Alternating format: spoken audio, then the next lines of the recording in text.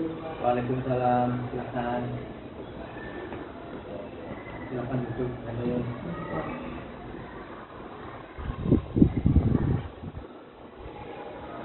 Gimana Hanum kabarnya hari ini?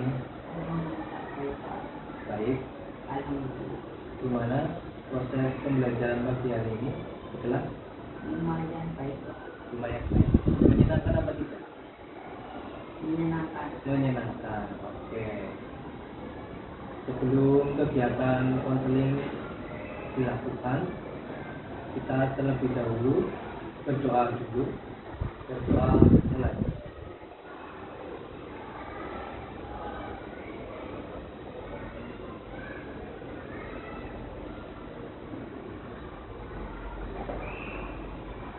Selesai. Kemudian sebelum proses konseling dilakukan, sebelumnya Hanum sudah pernah melakukan konseling atau belum? Belum ya. Jadi nanti Pak akan menjelaskan apa itu konseling. Baik Pak. Konseling adalah sesuatu pemberian bantuan kepada ya, yang mengalami permasalahan atau permasalahan yang sedang dihadapi. Bantuan ini untuk membantu memecahkan permasalahan tersebut. Kemudian sebelum melakukan konseling itu ada tahapan, ada azas. Azas itu dalam konseling itu ada azas kerahasiaan, di mana azas kerahasiaan ini konseling itu mengungkapkan permasalahan apa saja nanti bisa dijaga rahasia, apapun masalahnya nanti bisa dijaga.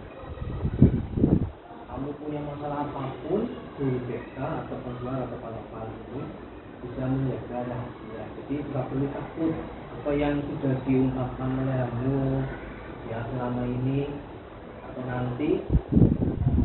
Tidak khawatir akan bocor informasi itu ke guru lain atau ke teman lain tidak. Tapi hanya tahu manapun dengan yang saja. Kemudian ada namanya keterbukaan, di mana keterbukaan ini terbuka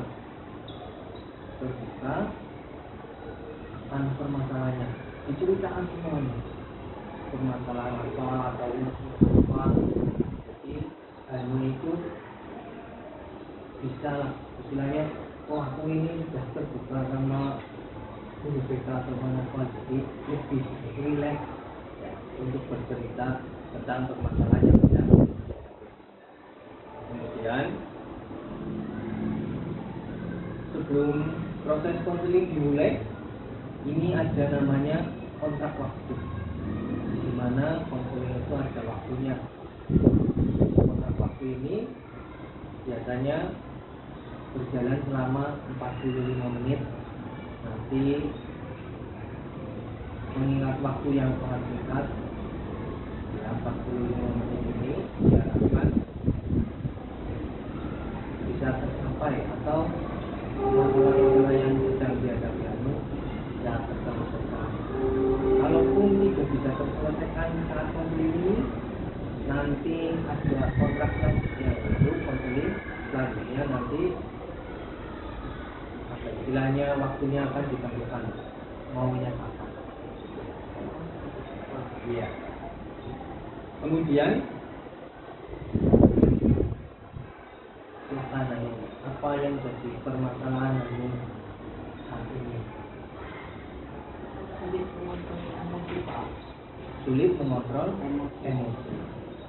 Yang menyebabkan emosi itu apa saja? Kadang suka melihat teman yang bersembunyi Pak. Melihat teman yang dibully. Kemudian kamunya gimana? Emosi. Ya, Meluapkan emosi kepada teman itu seperti apa? pasti Memukulkan, bukan membicarakan dengan baik Pak. menegur,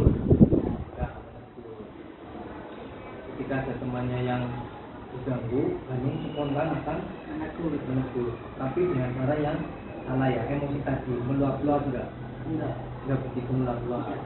Kemudian kalau di rumah gimana? Di rumah kurangnya sayang Pak. Kurangnya kasih Sayang karena apa? karena itu suka padahal enggak ngelesekin, akhirnya istilahnya Jadi kemudian kalau pertemuan dengan orang tua itu bagaimana? jarang Pak. Jarang ketemu dengan orang tua karena orang tua sibuk kerja, merasa kurang perhatian ya, ya di rumah ya. Kalau ibu kerjanya apa? Oh juga saya mana? Ya kalau bapak supir. Jadi apa ya? Berkurang ya. Kemudian nanti kamu tahu nggak contoh negatif, contoh positif? Kamu Pak? Belum tahu. Contoh negatif itu yang ada dalam diri kamu sendiri itu pemikiran-pemikiran. Ya, contohnya nih, misalnya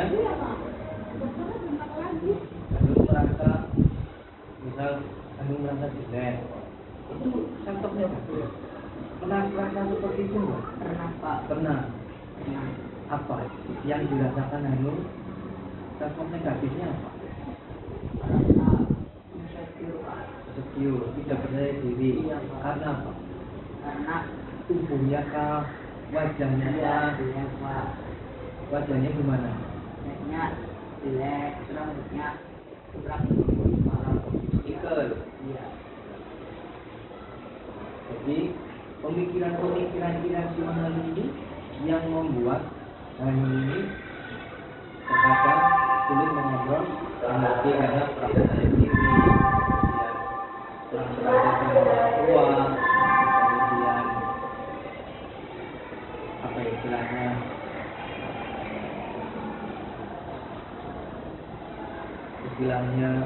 mudah marah ya.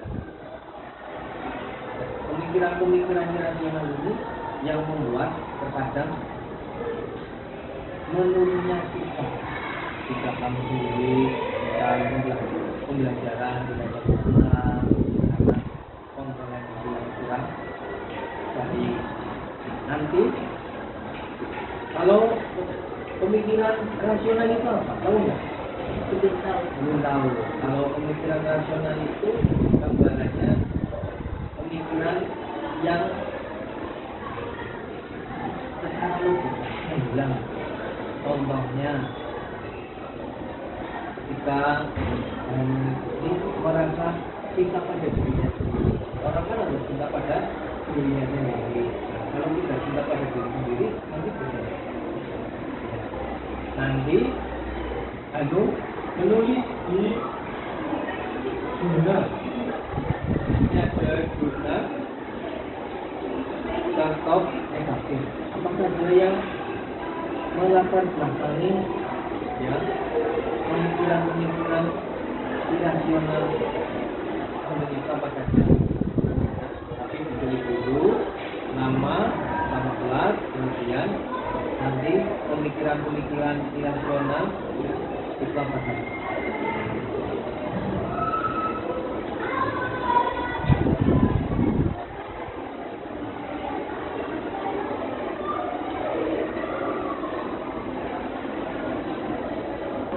Ya, ini contoh negatif. Coba bacakan contoh negatif. Kalau kamu pun apa saja? Tidak ada yang sayang kepadaku. Aku tidak selalu berlalu atau anak-anak tidak percaya diri atau insecure. Jadi ini ada tidak ada sayang kepadaku. Maksudnya gimana?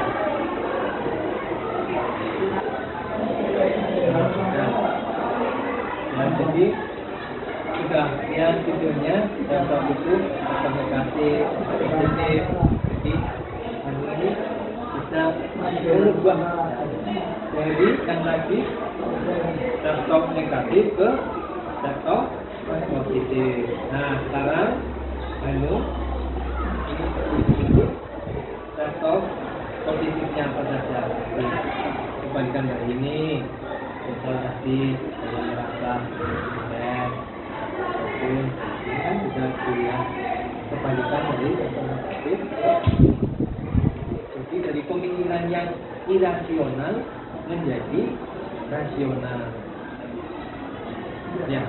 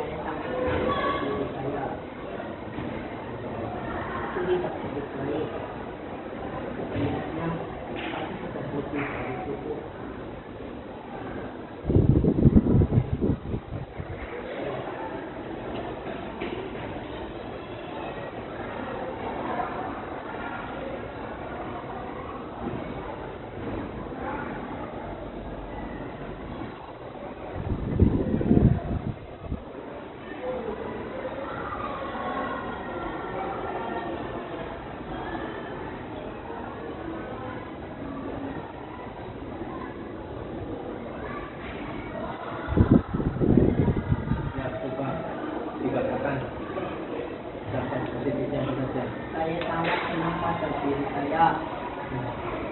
Aku sudah lebih dari cukup menahan diri, harus ikhlas dan memaafkan, percaya diri. Kemudian, ya, jadi ini kebalikan dari contoh negatif ke positif. Jadi pemikiran-pemikiran yang irasional yang ada dalam diri ini harus bisa diubah ke positif. Ketika Hanung merasa apa istilahnya kurang percaya diri, insecure, kemudian ditulis ya negatifnya apa, kurang percaya diri, insecure. Lalu itu harus cepat-cepat menulis kebalikannya di contoh positif supaya Hanung ini merasa lebih percaya diri. Walaupun terkadang ada apa yang membuat Hanung itu kurang percaya diri. Misal di sini ada lagi kadang berkata kasar. Jadi positifnya apa? Menahan diri untuk tidak berkata kasar. Kira-kira bisa enggak pemikiran yang irasional itu diubah menjadi rasional? Anu bisa apa enggak? Bisa, Pak. Nah, dampak dari contoh negatif itu apa saja? Tahu nggak? Bisa bikin stres atau depresi, Pak. Terus Kadang-kadang tidak fokus saat belajar. itu pada saat belajar. Terus apa lagi?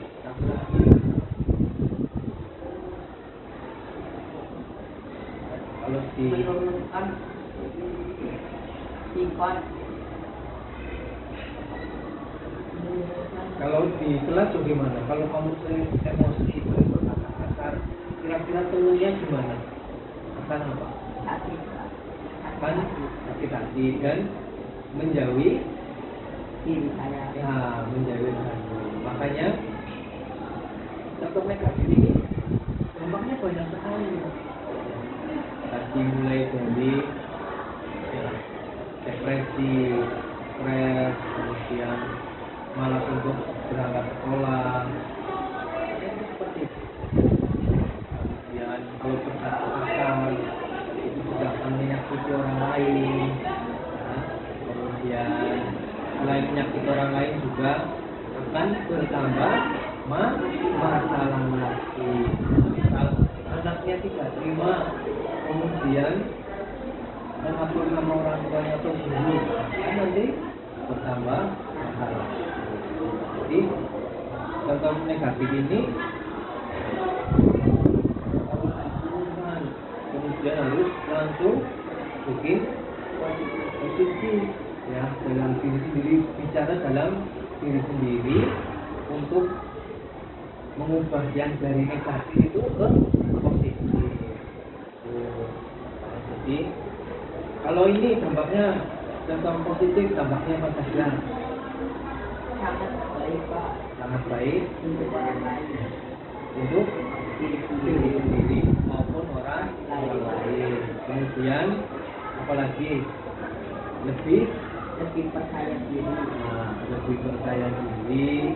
Kemudian apa? Lebih dari cukup, Pak. Aku lebih dari cukup. Jadi kan aku ini loh, walaupun tentu gempal atau gendut ya, kemudian kurang motivasi, itu harus dia ini hanya dia diri sendiri. Jadi nggak usah khawatir, nggak usah insecure. Kamu tuh harus bikin positifnya. Jadi nanti tidak akan apa ya, tidak akan terjadi. Kemudian kedepannya mau seperti apa? Mau berbuat positif, Pak. Positif, lebih percaya diri, kemudian lebih apa lagi? Emosi. Dan menahan diri untuk tidak emosi, baik baik di kelas maupun di luar. Jadi contoh positif ini harus dikembangkan ya melalui ide-ide Hanung.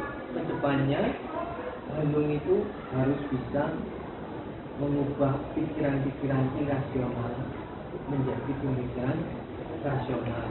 Jadi contoh negatif ke positif. Namanya Hanung bisa lebih kemudian kesimpulannya Sebenarnya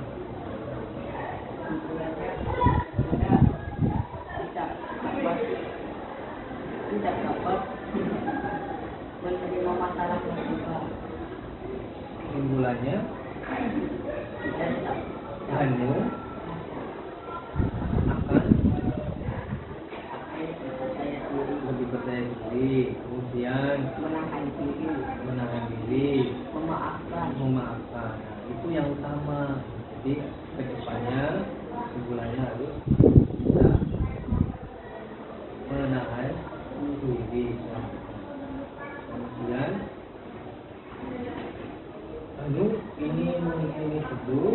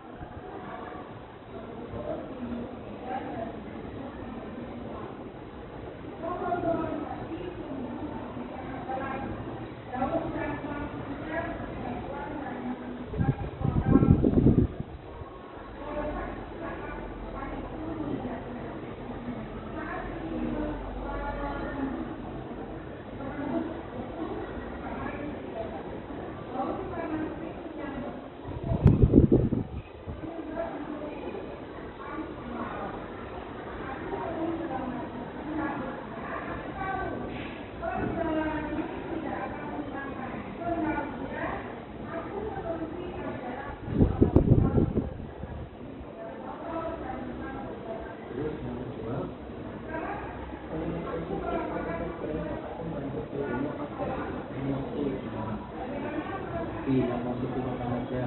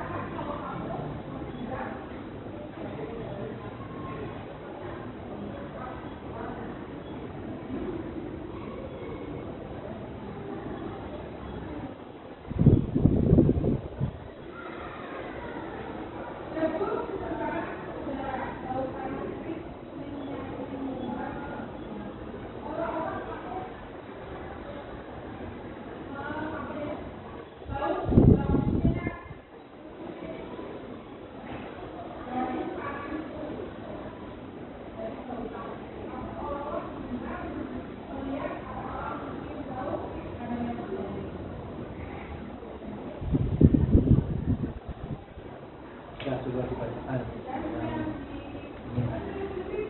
Satu, apa yang menyebabkan marah, emosi, dan kecewa? Karena fisik dan diejek, melihat teman yang sedang dibully, merasakan kurang kasih sayang. Dua, kalimat positif apa saja yang dapat membantu dirimu agar tidak emosi.